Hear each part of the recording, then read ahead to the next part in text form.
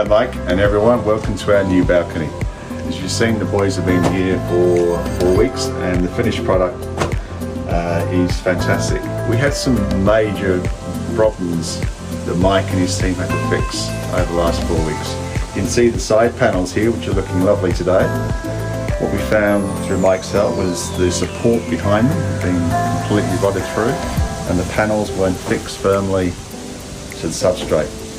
So Mike's team, he's got tilers, he's got waterproofers, he's got carpenters.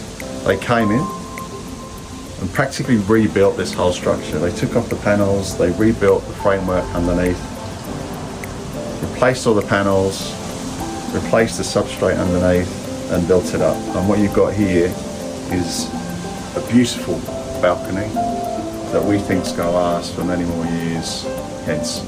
And more importantly, my wife's really, really happy with it. So thank you Mike and Brad and the team for coming. You made a very difficult and challenging journey really easy for us because you had everything to hand. And it's going to be like family. We're going to miss you. You've been coming every day for what, 3 weeks? Having coffee with us in the morning? And you're not going to be here next week. What am I going to do for breakfast? Thanks again.